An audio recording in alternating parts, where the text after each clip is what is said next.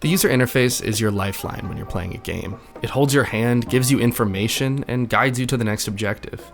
It keeps you going, and it also encourages you to progress. But at the same time, the user interface ruins a lot of the magic that games have. For each element of the HUD that you remove, you have to rely more on instinct, intuition, creativity, and curiosity. Something as simple as taking away the minimap in The Witcher forces you to listen to NPCs as they explain the backstory behind quests, and it'll instantly make you start to notice landmarks with genuine fascination. Taking away the combat warnings in the Assassin's Creed or the new Lord of the Rings games will force you to watch your enemies intently, and it'll make combat 1,000 times more rewarding. And games like Red Dead Redemption 2 take it to a whole nother level. If you disable the HUD in Red Dead, NPCs will start to use more detail when describing where to go. You no longer have a helping hand. You're on your own in the wild. Aesthetically, there is nothing telling you that it's a game. Red Dead begins to feel like a movie. But as you likely could have guessed from the title, there's a paradox here. Let's take a look at Red Dead, for example. Yes, you can turn off the minimap and quest givers will allegedly start giving more advanced directions, but the majority of the users I saw commenting on the matter online said that it made the game far too difficult, and that NPCs often don't give clear enough instructions. Which of course makes sense. It's not designed for that. Developers made the game with the HUD in mind and added the no minimap option as an afterthought. Of course, it was a nice touch, but it's almost impossible to achieve if you don't design the game with that as the baseline. And thus, there's a paradox. In the current gaming industry, it's almost impossible to make a game without a HUD. But to achieve the deepest level of immersion, something both the industry and the consumer base is pushing for, you can't have something like a heads-up display distracting from the experience. But this isn't a traditional paradox without a solution. I believe we're close to a massive breakthrough in this regard. But of course, we'll cover that later. Now, before we continue, it's important to note that HUD, short for heads-up display, only refers to what you see on the screen while you're playing. It refers to things like the minimap, the health bar, status indicators, etc. It's often confused with UI, which is actually only referring to things like menus, inventory screens, and full screen maps. Now with that out of the way, let's focus on the good and the bad of HUD, because obviously it's not all bad, it's the way that games have been made for years. On the good side, HUD makes certain important pieces of information obvious and easily accessible. Things like health bars, ammo, and where you left your horse would be extremely annoying to keep track of in your head, and the HUD eases that pain. The objective of HUD is to make games easier, more accessible, and to let you focus more on the gameplay and the story, and less of keeping track of frivolous tasks. And with the current system, that's certainly true, but a lot of how we view HUD is simply due to the fact that that's how it's always been. We're used to it, so it doesn't bother us. But I'd argue that we don't really know what we're missing out on. Again, more on this later. Now, the drawbacks of HUD are more difficult to see. The most obvious is the aesthetic downside. The HUD takes up screen space, which makes you focus less on the world you're exploring and more on numbers, maps, health bars, and status indicators that are riddled across your screen. This is especially relevant in story-based, single-player games. Say you're playing The Witcher and you're in Novigrad. It's probably the greatest realization of what a medieval city would feel like, and its size, scope, and sheer perceived population is unparalleled in gaming. Walking through the streets makes it feel as if you're actually there. With one exception. The HUD is the only thing reminding you that you're playing a game. I mean, yes, you are playing a game, but immersion with any medium is supposed to remove that divide. When you're watching a movie, it's best when you forget that you're watching a movie. You want to feel like you're in that world, watching those people, experiencing their emotions, and hearing their story. It's the same with a good book. It's best when you get sucked in and forget about the real world for a second. HUD makes that much more difficult to achieve. With that being said, I know it's not realistic to take away all HUD, even though I think it's what game developers should strive to do. Multiplayer games and esports titles rely on HUD to make split-second decisions, although it's usually grossly overused. And take Minecraft, for example. It's tricky to keep track of 9 hotbar buttons in your head, no matter how long you've been playing for.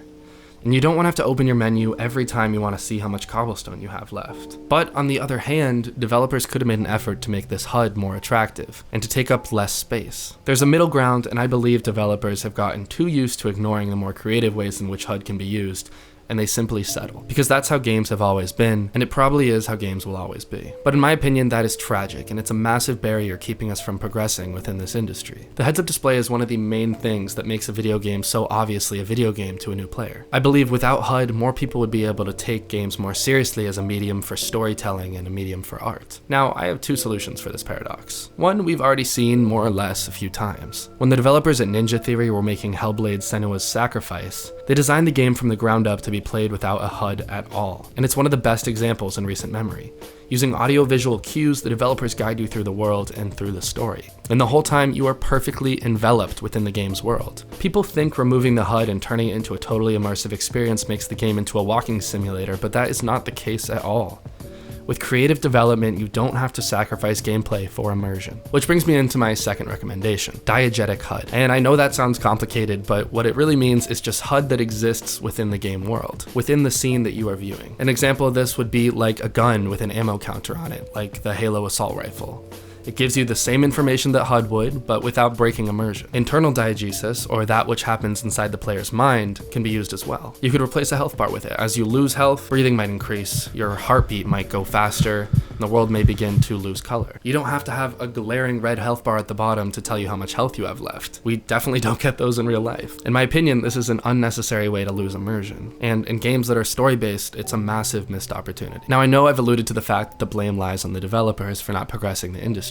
But as with everything in a capitalist society, the customers are responsible for pushing the change they want. Decisions in this industry are made with money. It's the same way we got the new Star Wars Battlefront 2 to reverse their microtransactions. It's the same way a company that bought an MMO and is remaking it has twisted their entire theory as a company to make the game more applicable and less pay to win. Customers really have a lot of power in this industry because games are issued to you on your computer, and if you don't buy them, the companies aren't going to make more games like that. And don't get me wrong, we don't have to boycott games that have HUD. I mean, that is what games are like. And I love games regardless of how much heads-up display they have. I mean, I love games like Dota, which have heads-up display taking up like 30% of the screen. Hellblade has nothing over Dota just because it has less of a heads-up display. But I do stand by my opinion that the heads-up display is overused, and that there are dangerously few games that are actually pushing to feature little or no HUD. As consumers, we have to push for this if we want to see the next tier of games being made. I want to see a GTA where you can truly be sucked into the city. I want to feel a Battlefield game that makes it feel like you're actually on a terrifying battlefield. Imagine if the next Witcher game came out and you are dropped into the world and there's nothing on the screen except Geralt. As you move through the game, there's nothing telling you that this is a game. It feels real. It feels like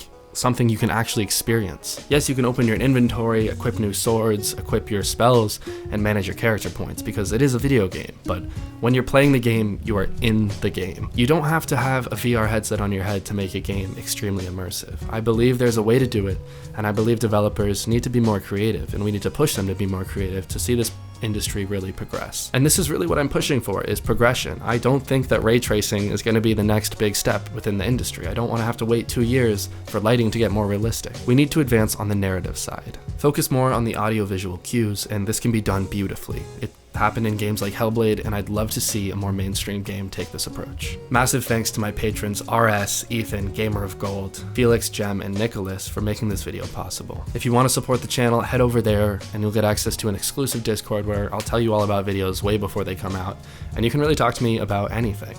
And if you don't want to do that, I would just ask you to subscribe to this channel and stay tuned for more, because I have a lot of graded videos that are scripted up, I just haven't had the time to edit them. But above all, thanks to each and every one of you that watch this. Until next time, this has been Meraki.